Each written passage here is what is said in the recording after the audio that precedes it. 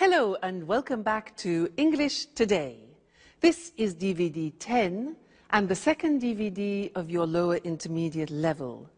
And in this DVD, we'll begin with another 3 episodes of our story, That's Life, followed by our special TV programs where our travel expert will be looking at capsule hotels. And then in our cinema program, we'll be talking about Bollywood. Then in the grammar section, we will study more about the forms will and going to in the future and their uses. We'll also study the past continuous tense and the different uses of the word like. So, I hope you enjoy yourselves.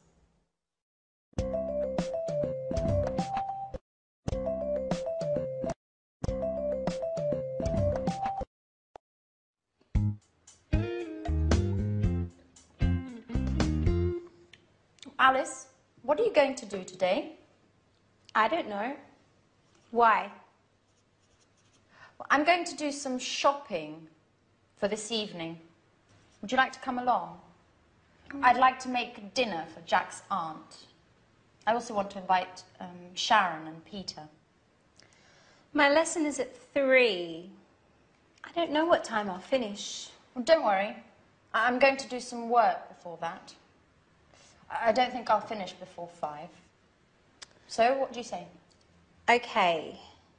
But only if you loan me your red hat. Okay, I'll lend you the hat. But be careful. If you lose it, I'll get very angry.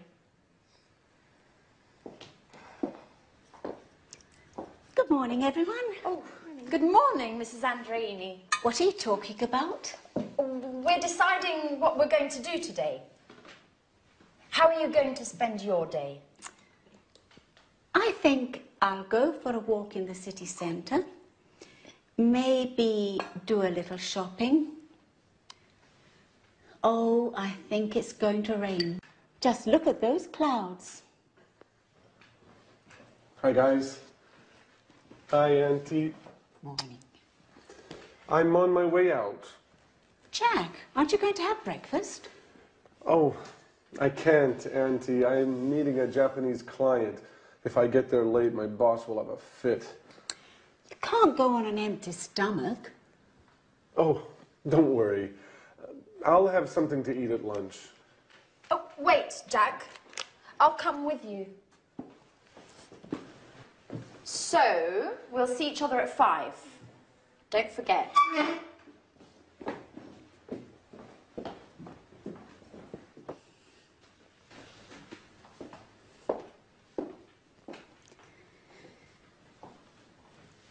I'm worried about Jack. He's so thin. Maybe he isn't eating enough. Oh, he won't starve if he misses breakfast.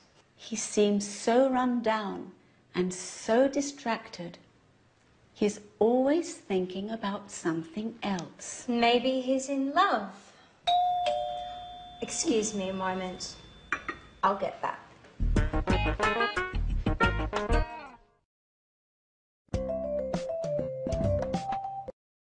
Hello and welcome back for another English language lesson on your live program. I want to tell you something else about will. Remember that we learned will for snap decisions, like I'll buy it. Well, now I want to teach you another use of will which is very common for predictions. And I want you to watch this situation which is very typical of the use of will. Okay? Great. Good afternoon, ladies and gentlemen, and here is the weather forecast for the bank holiday weekend. In North Scotland, it will be very cold, with outbreaks of snow in the mountains. Temperatures will remain low as a cold front moves across the region. Now, in the north of England, it will be somewhat wet, as rain will move across the region until late into the night. So if you're planning on going walking, take some waterproof clothes with you. In East Anglia, it will be dry, but generally dull and rather cloudy, unfortunately. However, in South England, it will be a bright, clear day with sunshine, a day for the beach. And in southeast England, in the morning, it will be foggy, but then it will clear in the afternoon, and there will be a wonderful warm wind. So, ladies and gentlemen, that is the forecast for your weekend, your holiday weekend, and I hope you enjoy yourselves. If I were you, I would go to South England, where the sun is shining. Goodbye. Okay, now there I was telling you the weather forecast, and that is a typical example of when we use will. Let's look at the board. Now, will is easy, really. It's just the pronunciation which is difficult. I said tomorrow it'll be cold. You notice how it will becomes it'll. It'll. Strange pronunciation, yeah? So tomorrow it'll be cold. It'll be sunny. It'll be winter. It won't be sunny is the negative. Won't, remember the difference between will not, won't, and want, won't, want. So be careful with that pronunciation. So it'll be sunny and it won't be sunny, you could say, okay? So that's another use of will for predictions. So we have learned snap decisions, I'll buy it, and predictions, tomorrow it'll rain. So what do you think it will do tomorrow? We'll find out, won't we? Okay, see you in the next lesson. Bye.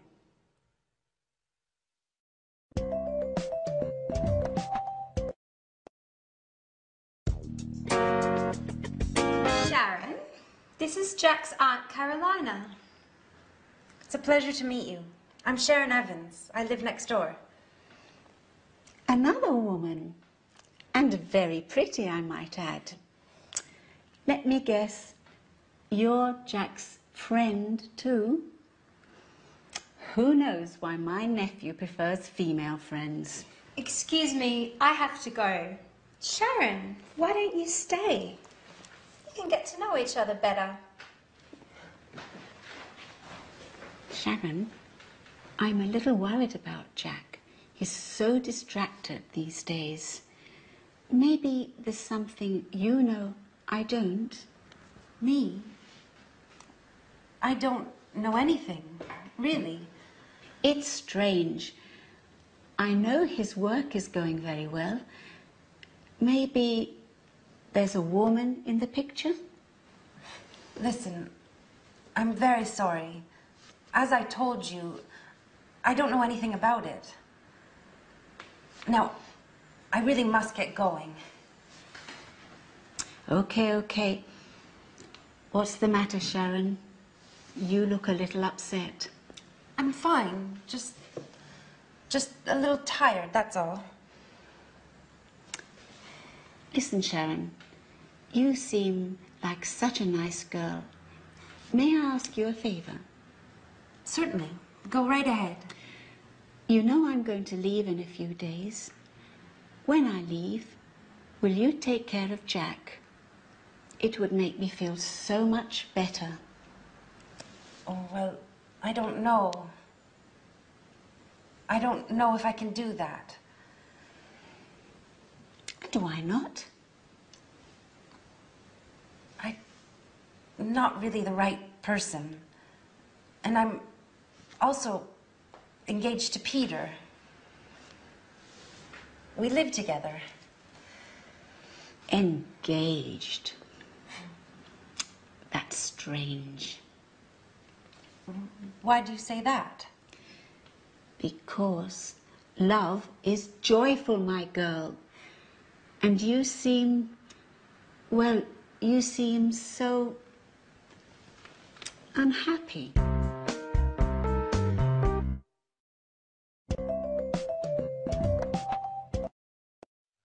Hello again and welcome back.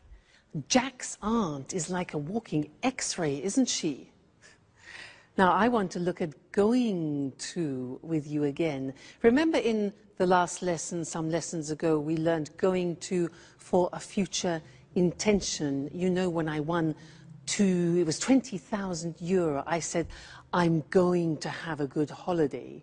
Well, I want to look at another use of going to now, which is for inevitable results. Let me give you an example. If I take this jug and this glass, and I start pouring water like this into it, right I say stop, it's going to overflow. You can see it happening, and the result is inevitable. So this is another situation when we use going to. Let me give you some other examples. For example, let's think football. Yeah, you see the umpire, the referee. You see the referee, yeah? He does this. Red card. Inevitable result is he's going to send off a player. Red card. Look at this.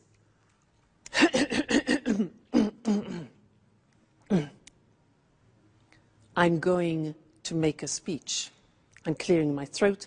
I'm preparing myself.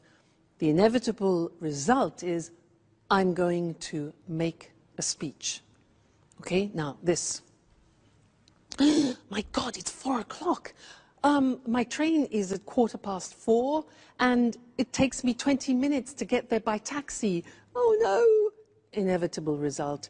I'm going to miss my train. All right. One more example. Watch me.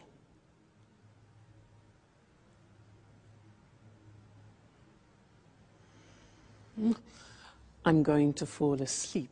That's the inevitable reaction. Okay, so I want to look at those with you on the screen now. Let's have a look. So before we said that we use going to for future intentions, so let's remind ourselves of that. So I'm going to learn Portuguese, for example, or he's going to make a speech. These are intentions, okay? Be careful, you're going to drop those plates. Okay, so when it's an intention, you often think about the plan, you've planned it before. Remember that? I'm going to go on holiday, I'm going to buy some beautiful plates. It's all planned and programmed. But going to, in this situation I showed you, is for something you see is about to happen. So, I look at my clock. I'm going to miss my train. The referee's going to send him off the football pitch. For example, be careful. You're going to lose the match in the football situation, for example. Okay? So these are all things that are going to happen. You see them, and it's inevitable.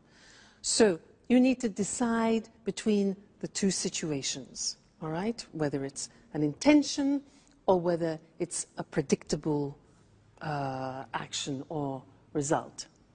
Now, an intention for you is you are going to be very good at English, okay? That's a future intention. Good. So that's going to, and I'll see you again in the next lesson. Bye.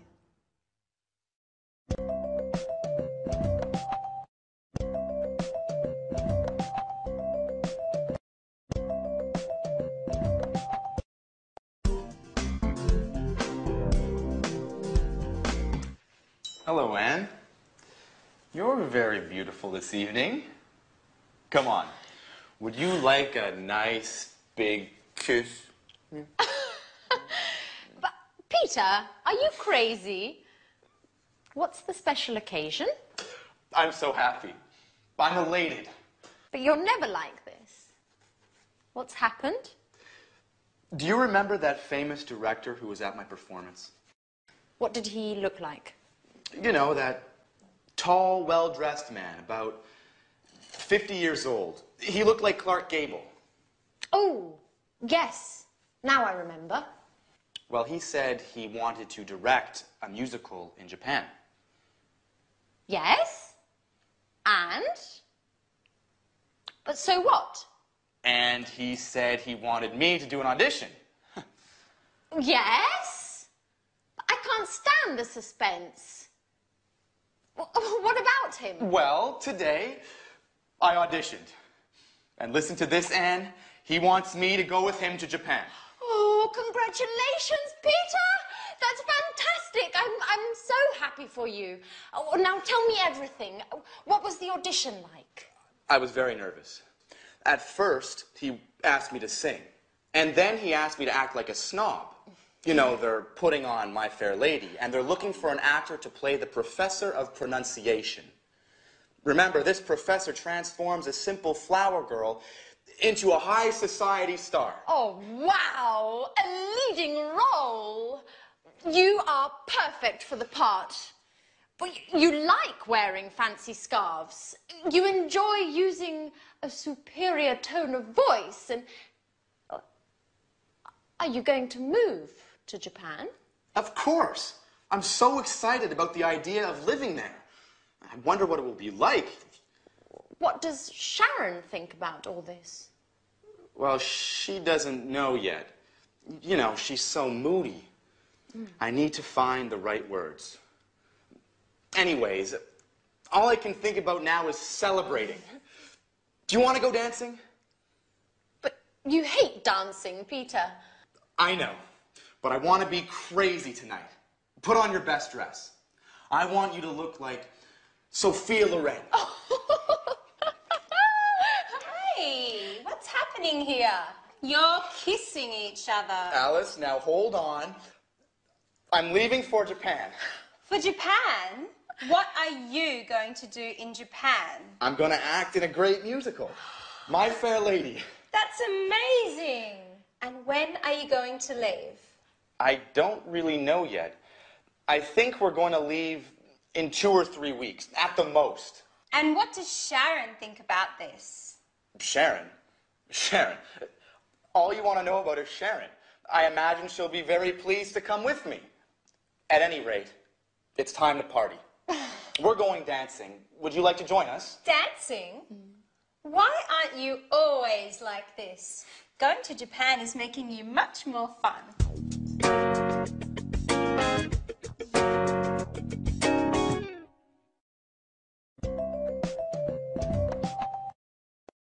Hello again and welcome back to English Today for some more English lessons. Japan. Now that's an interesting destination, isn't it? Have you ever been there?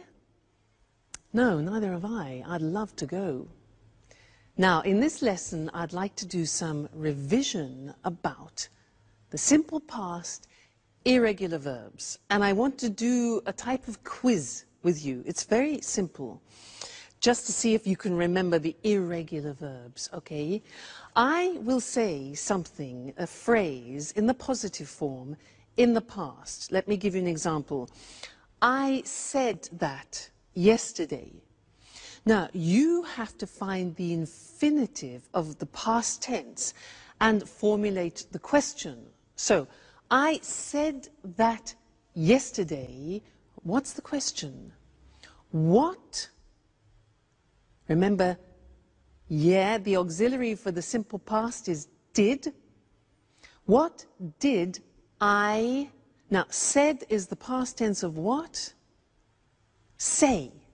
Exactly. So, what did I say yesterday? All right, that's the quiz. I say the positive form, you make the question form. All right, let's start. Okay. I sold it yesterday.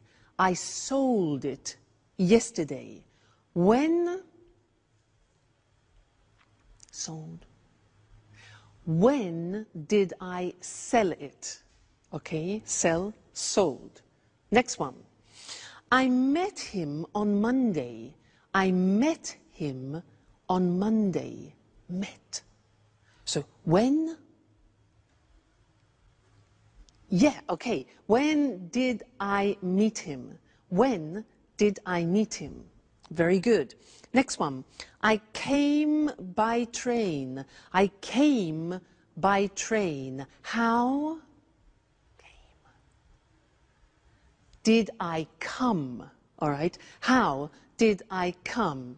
Very good. Next one. I had a problem. I had a problem. Be careful. I had a problem. What problem did you have? Remember, have always takes the auxiliary in the past tense and in the present tense. So, what problem did you have? Great. Next one. I bought it in England. I bought it in England. Where did you buy? Very good. Where did you buy it? Great. Next one. I found it on the bus. I found it on the bus. Where did you find? Found. Where did you find it? Good. Next. I thought it was good. I thought it was good. What did you think about it? Think, thought. What did you think about it? Great. Next one. He was at home. He was at home. Where? Be careful. Was. The verb to be, remember? An exception. Where did he be? No, you can't use the auxiliary with the verb to be, so he was at home. Where was he? Okay, so don't forget that. The verb to be is an exception, doesn't use auxiliaries. Right, next one. I flew by British Airways. Flew. How did you fly? Okay. I saw the film yesterday. I saw, S-A-W, the film yesterday. When? Did you see the film? Okay, great, we're getting good. I drank some wine. I drank some wine. What did you drink? And the last one, I took an aspirin. Took, T-O-O-K. I took an aspirin. What did you take? Fabulous. Let's go and look at those on the board now quickly, just to remind you also of the spelling, all right? So, I said that yesterday. What did you say? Said, infinitive, say. I sold it yesterday. When did you sell it? I met him on Monday. When did you meet him? I came by train. How did you come? I had a problem. What problem did you have? I bought it in England. Where did you buy it? I found it on the bus. Where did you find it? I thought it was good. What did you think about it? He was at home. Where was he? No auxiliary. I flew by British Airways. How did you fly? I saw the film yesterday. What did you see? I drank some wine. What did you drink? And I took an aspirin. What did you take? Great.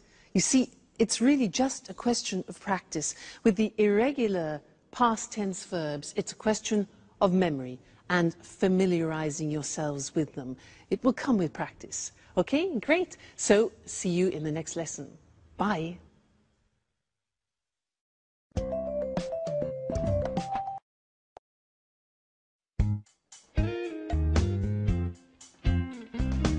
Hi, everybody. Wow. I'm really pleased to see everyone dressing up like this for me.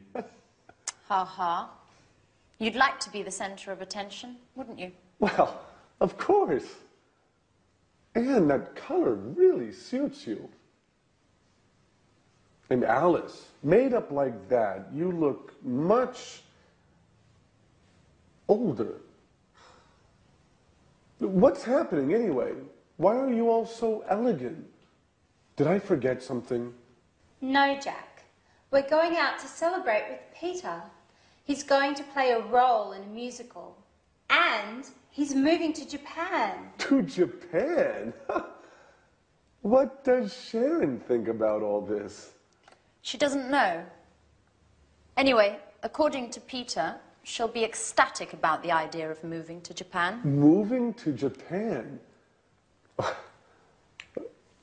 What does Sharon have to do with Peter's musical anyway? Well, you know how it is, Jack. When two people are together, they make changes together. And anyway, why do you care if Peter and Sharon move to Japan? Oh, I don't care. But I really don't think that Sharon is going to be happy about moving to Japan. That's what you think. Well, of course, I could be wrong. In any case, it's useless to make guesses. Hey, Jack, do you want to come with us? Not really. Tell Peter I'm sorry, but I don't really feel like celebrating tonight. Well, you don't know what you're missing. Sayonara, Jack.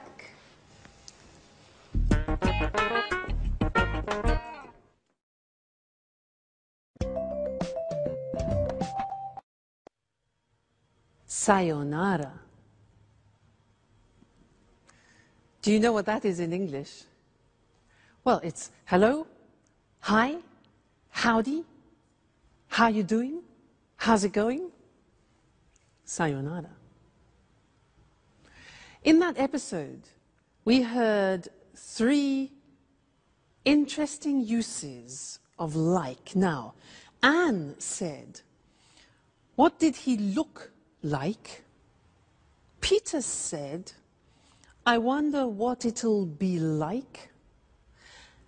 And Peter also said, would you like to go dancing? Interesting, hey? This word like in English is really very, very interesting because it has different uses and different meanings. And Mr. Monkey is going to help me explain them to you. Now, if I ask the question, what would he like to do? What would he like to do? Mr. Monkey, what would you like to do? Mr. Monkey, you know what he said? He said he would like to find a Mrs. Monkey. Well, that's natural. What does it express? What would he like to do? Would like expresses desires, wishes, and wants. So that's one form. What would he like to do? What is his desire? Would like with the conditional form. That's one. Next one. If I ask what does he like in the present tense, what does he like? Well, I know he likes jumping around trees and eating nuts. What do you like? That's a question about your general likes, the things that you like doing on a regular basis. For example, I like singing. He likes eating nuts. What do you like doing? Do you like going to the cinema, going to the theater? So those are general likes, all right? Number 2. Number 3, I say, what does he look like? The answer to that question is, well, he's got blonde hair, he's got a squashy nose, and he's got short legs. Sorry, Mr. Monkey. Now, what does he look like? We use, when we're talking about somebody's physical appearance, what does he look like? What does my boyfriend look like? Well, he's not too tall, actually. He's good looking, he's dark, he's handsome. All right, look like is therefore physical appearance. And the last one is if I say, what is he like? The verb to be with like, what is he like?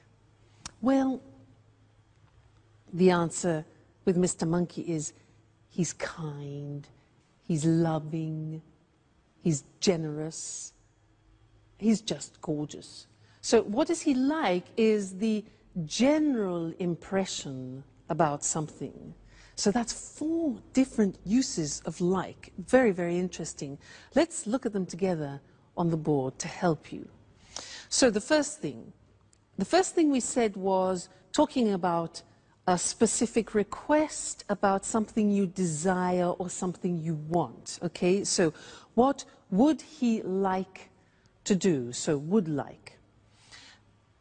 The answer could be, in his case, he'd like to have a long holiday in the sun. Yeah, and wouldn't you?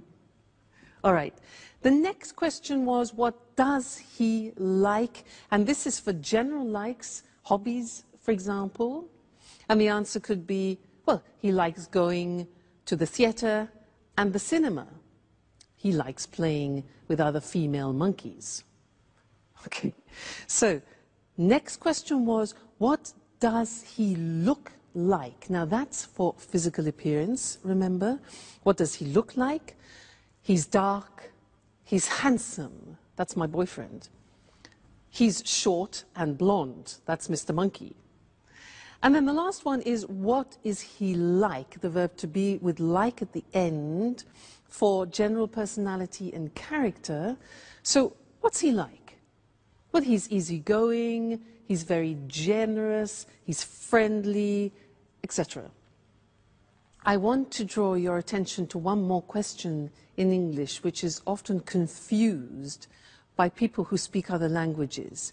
The question, how is he, means only one thing in English. How is he, like how are you, is asking about somebody's general state of health, about how they're feeling. So, how are you? I'm fine, thanks. How is he is not about his appearance or his character, but about how he feels. How is he? He's fine. Or, well, he's a bit tired. He's a bit stressed. Okay? So, very, very interesting word, that like. And listen out for it, for the different uses, because you'll find it very useful. Won't they, Mr. Monkey? Yeah. See you soon. Bye.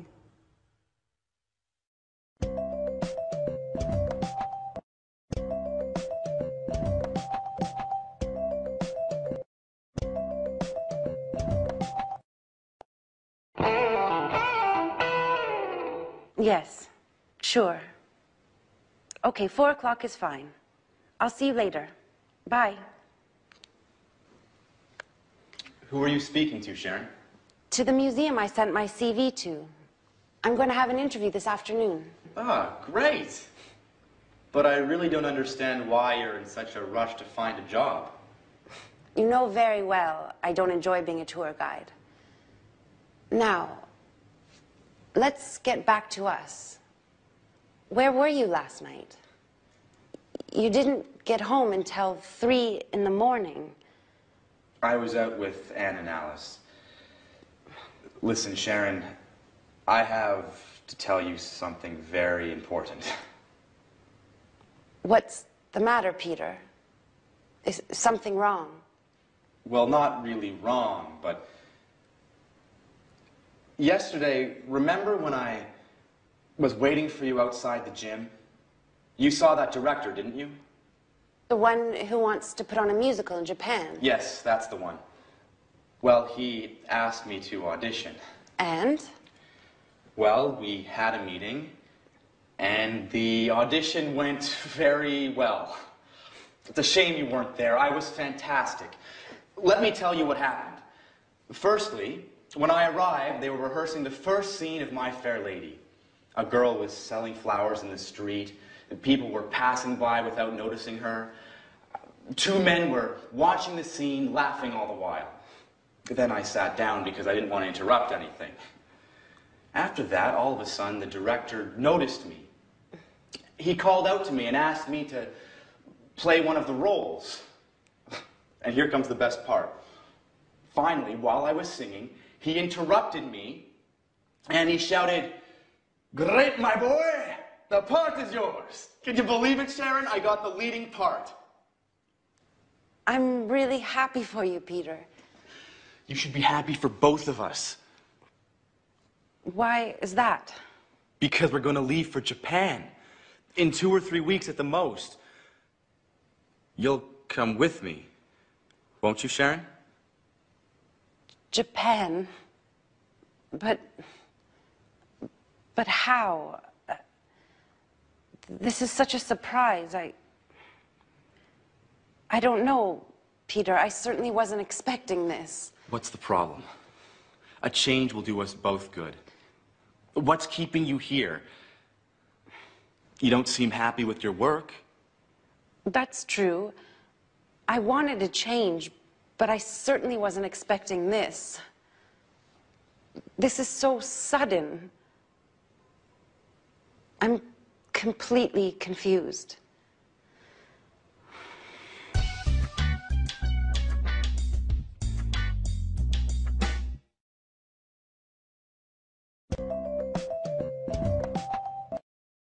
Hello again. Peter and Japan, or Jack and England? Sharon, the choice is yours. What would you choose? Now, there was something that Peter said in that episode which is interesting and that I'd like to teach you now. He said, while I was singing, he interrupted me and shouted, "The part is yours."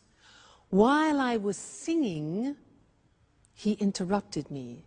Now that is an example of the past continuous tense, which is what I'd like to look at with you now. And I want to give you some examples of that if you listen, using my friend, the alchemist. Now this is the alchemist. And he travels through many countries looking for magical potions to help people. And he was traveling in Tibet for many, many days and was extremely tired. So he decided to lie down and rest. So Mr. Alchemist rested in the mountains of Tibet. And while he was resting, a magical butterfly from Tibet rested near his head to protect him. And these butterflies in Tibet protect good people from the evil around. And there are evil things in the mountains of Tibet. So, while he was resting and regaining his energy, suddenly a ferocious lion appeared and saw the alchemist and the butterfly resting and thought, "Ha-ha, a great two-course dinner, a starter and a main course." As he was preparing to attack, the butterfly saw him but didn't move. As the lion was getting closer, suddenly the butterfly turned and cast a spell on the lion, and the lion bit off his tongue and died. That was the end of the lion. And the alchemist survived. Let's look at the language that I use there, the past continuous. Now, the past continuous, as I said before, is a tense that we use when an action is continuing and is sometimes interrupted by another action. Look at the example. He was sleeping when the lion attacked. She was working when it happened. Now, you noticed it's I was, you were, he, she, it was, we were, you were, they were, plus the infinitive form and ing. So, she was working when it happened. We were watching TV when he phoned. They were relaxing when the lights went off. Now, the negative form is easy because you put the auxiliary into the negative. I wasn't concentrating when I dropped it. You weren't listening when the teacher explained it. You weren't. Check the pronunciation there. It wasn't working when I switched it on. The question form, you take the auxiliary and the subject form. What were you doing when he phoned? What were you doing? Where were you going when the news arrived? And who were they talking to when I saw them? Who were they talking to when I saw them? All right, so past continuous tense in order to describe actions which are continuing and can sometimes be interrupted. Or, for example, as I was telling the story, you were listening to me and learning the past continuous.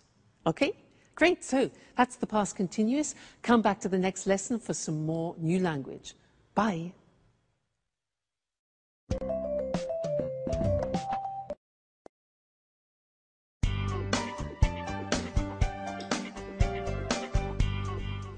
Hi, Anne. What's that smell? What are you cooking? I'm cooking roast beef. Wow, I'm starving. You know, my sweet Anne, I was thinking about you today, about how you take care of Alice and me. You were fantastic. It's something I've been wanting to tell you for a long time. Come on, Jack. Stop it. Stop making fun of me. Oh, but it's true, Anne.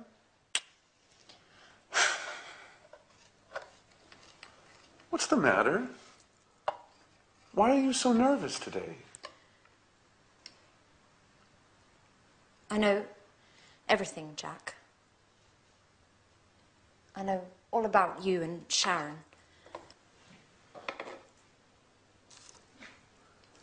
And what is it exactly that you know?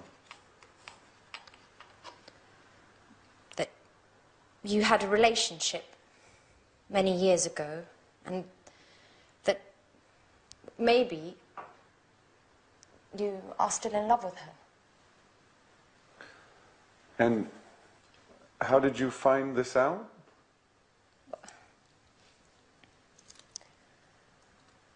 I was tidying up in the living room the night of Peter's performance when I saw your jacket. And I was taking it to your room when something fell out. It was a photo. A very meaningful photo. You were kissing her. So I spoke to Sharon. And what did she say? She told me everything. Tell me the truth, Jack. Are you still in love with her?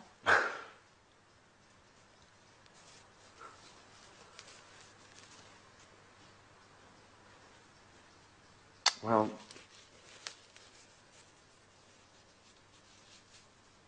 I have to admit that seeing her makes me feel... But, well, what about me, Jack? I thought there was something special between us. And there is, Anne. I care very much about you. But... But?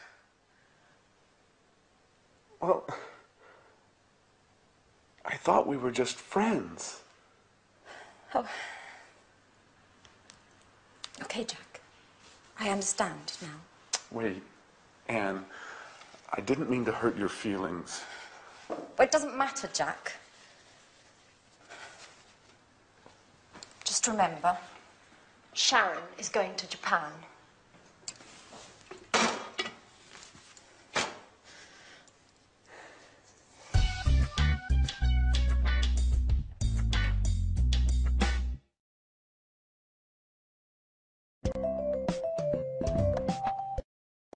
Hello again and welcome back for some more English. In that last episode, there were some interesting sentences.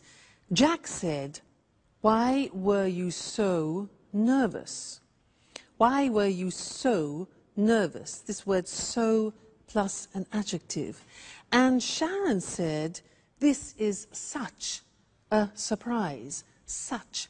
Those are the words I want to look at with you now. So and such. Now, I want to illustrate them by telling you something about a holiday that I went on. Listen to how I use them. Now, in front of me, I have some objects which I found when I went to Tibet. I had a fantastic holiday in Tibet. It was so interesting. And we visited the monasteries there, which was so huge and so beautiful. And inside the monasteries, we met some monks. Now, there aren't actually many monks left in the monasteries anymore, but they were very interesting and so special. And we saw this instrument. This here is an instrument. And look, if you can open it, it's so strange. Look at this. And it's so long. And it's actually so difficult to blow. I'll try. Listen.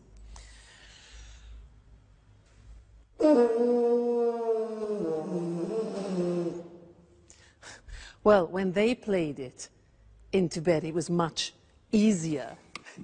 Anyway, so interesting, this. So they have these instruments. And the monks wear these hats, look.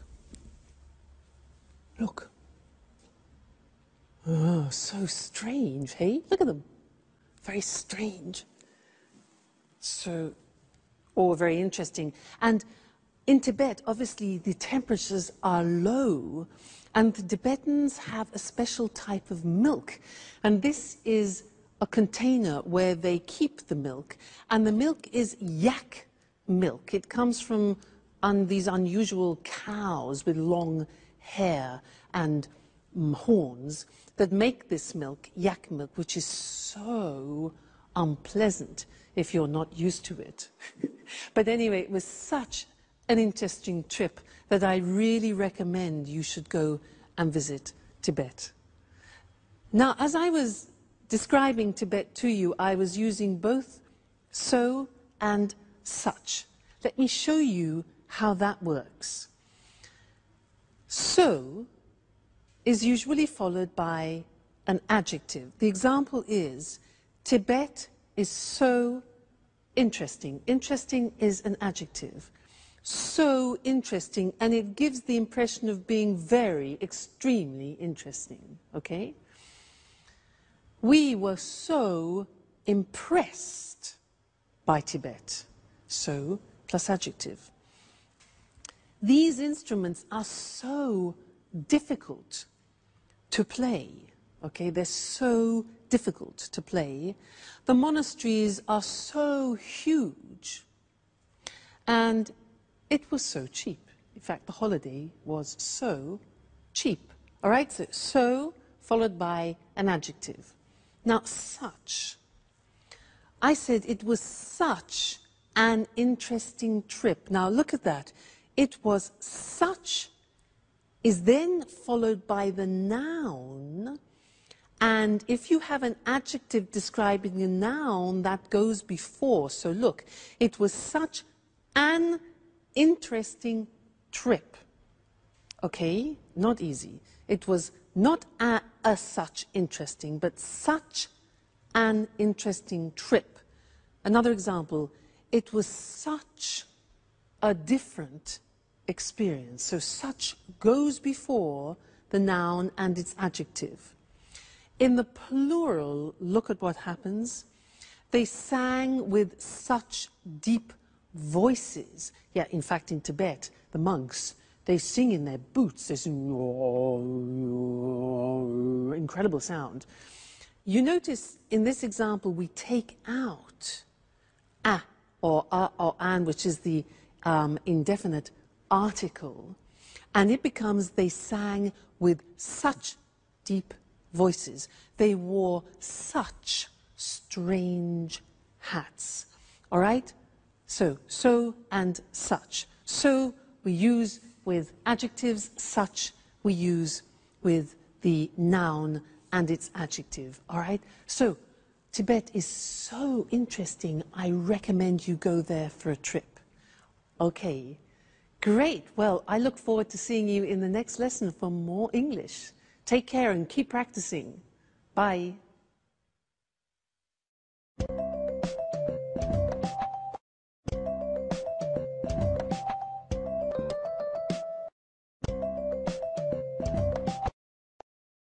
Good morning.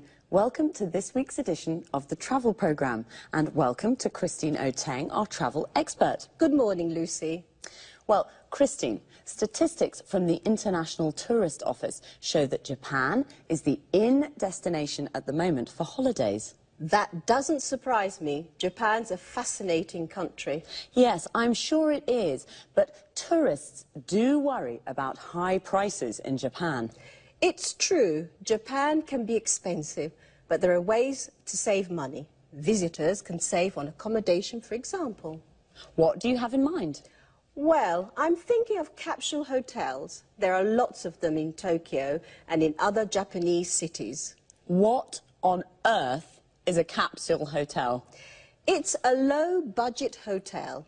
It doesn't have bedrooms. Instead, it has capsules. You sleep in a capsule. This is a plastic box, 2 meters long, 1 meter wide and 1 meter high. Incredible. It sounds like a coffin. Yes, but they're more comfortable than a coffin. There's everything you need. A bed, a control panel for the light and heating, or air conditioning, a small TV near your feet, a radio, and an alarm clock. Don't tell me there's a shower too. Yes, there is a shower, but not in the capsule, though.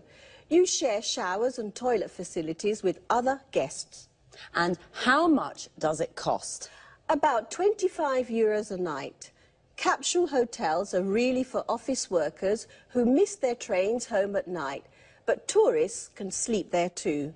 Amazing. And only €25. Do you think that an idea like that could work in Europe? Absolutely. In fact, there's at least one capsule hotel already in London. Does it have capsules too? No, it doesn't. There are traditional rooms, but they're very small.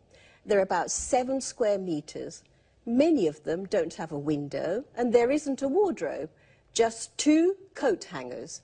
You need to pay extra to watch TV and to have your room cleaned. But there is a double bed and an ensuite bathroom with a shower, toilet and wash basin. And how much does it cost in London? A room costs about €40 a night. But if there's a lot of demand, the room can cost more. You see, the hotel uses the concept of low-cost flights. And the earlier you book, the cheaper it is. So, if you book at the last minute, you pay more. That's it. Well, there are some interesting travel ideas there. If you're looking for a cheap place to stay in central London, you could try a capsule hotel. But remember to book early. On the other hand, if you're visiting Tokyo, why not spend a night in one of those capsules? It'll certainly be an unusual experience, and you'll save some money too. Thanks, Christine. It's a pleasure. Goodbye. And goodbye to all our travellers. See you next week.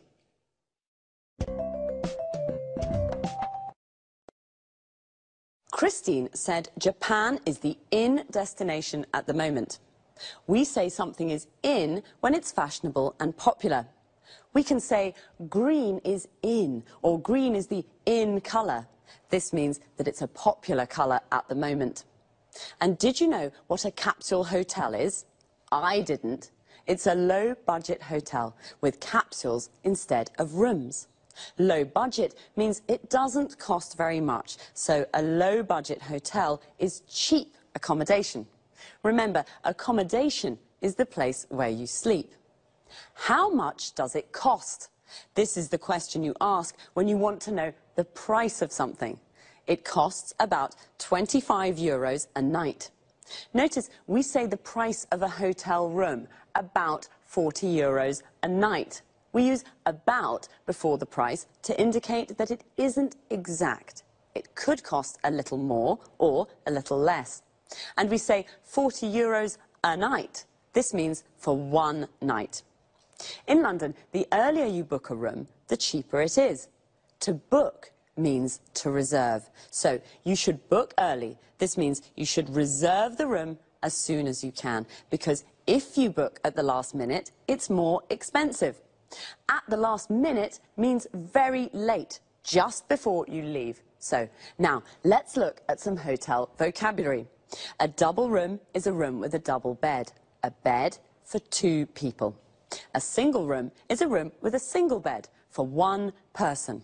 Usually in a hotel room, there's a wardrobe, the place where you put your clothes. An ensuite bathroom is a private bathroom for your use only. In low-budget hotels, you often have to share the showers and toilet with other guests. Guests are the people who stay in a hotel. To share means that it's not only for you. When it's cold, you use the heating to make a room warm. In summer, when it's hot, you use the air conditioning to make a room cool. That's all for this time. Take care and see you next week.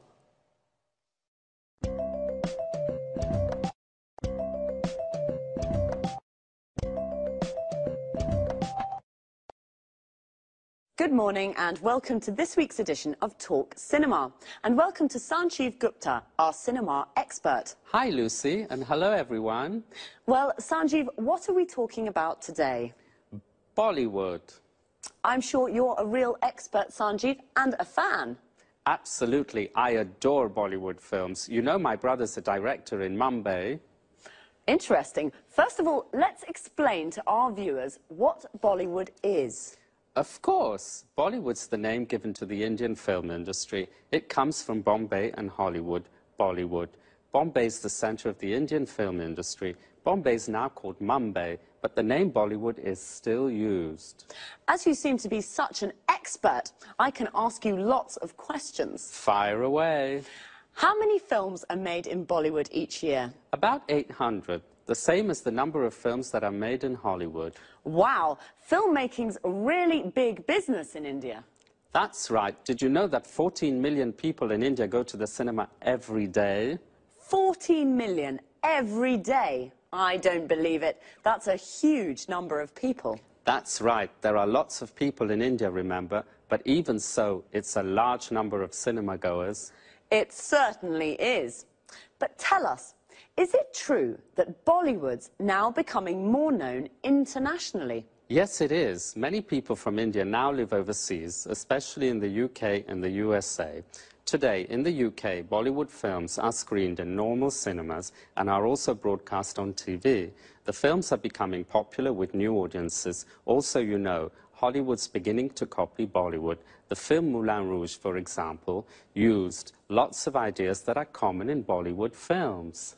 I see. But what's so special about Bollywood films? The films are full of colour, with beautiful traditional Indian costumes and lots of Indian music and dancing. But there's one thing I don't like. The storylines are nearly always the same. Love stories, I mean. I see. What about the actors? Does Bollywood have its own film stars? It certainly does. They're very famous and very rich, just like Hollywood stars. Well, stars are the same everywhere. But tell us, Sanjeev, are there any problems facing Bollywood? Unfortunately, there are. Illegal copying is the biggest problem facing the Bollywood studios. They lose lots of money because of piracy. Another problem is that young audiences are becoming bored with the traditional love story formula. Today, the studios have to create new storylines. A typical new film is the one that is set in a call center in Mumbai and follows the lives of 6 young Indians working there.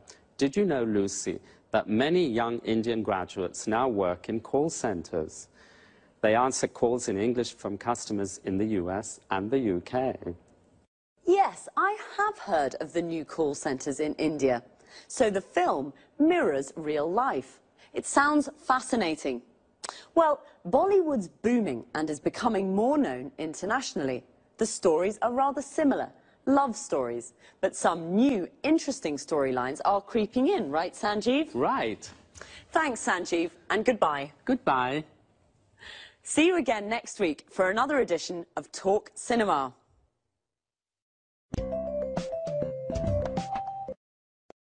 So, Bollywood is booming. We say something is booming when it is growing quickly and becoming successful. Bollywood is the name of India's film industry. The film industry is everything connected with making films. The music industry is everything connected with making music. Sanjeev said that Indian films are screened in cinemas in the UK and broadcast on TV. We say that a film is screened in a cinema, which means it is shown there, and a film is broadcast on TV means it is shown on TV. Well, I didn't know there were so many cinema goers in India. A cinema goer is a person who goes to the cinema to watch films. Are you a cinema goer? Do you like love stories? A love story is a story about love. Most Indian films are love stories. In fact, the storylines are nearly all the same. A storyline is how a story develops. So the storyline of a film is what happens in the film. The audience is all the people in the cinema watching a film. In a theatre, the audience is the people watching a play. Young audiences in India are bored with love stories. This is a problem Sanjeev mentioned. He also said illegal copying and piracy are problems. Illegal copying is when somebody copies a film without permission. It is illegal. And piracy is when people sell the illegal copies. Bollywood studios lose money because of illegal copying and piracy. It's a problem for film and music industries all over the world. Do you remember the expression Sanjeev used when I told him I had lots of questions for him? He said, "Fire away." This is an informal way of saying, ask me those questions. Bye for now. See you next week.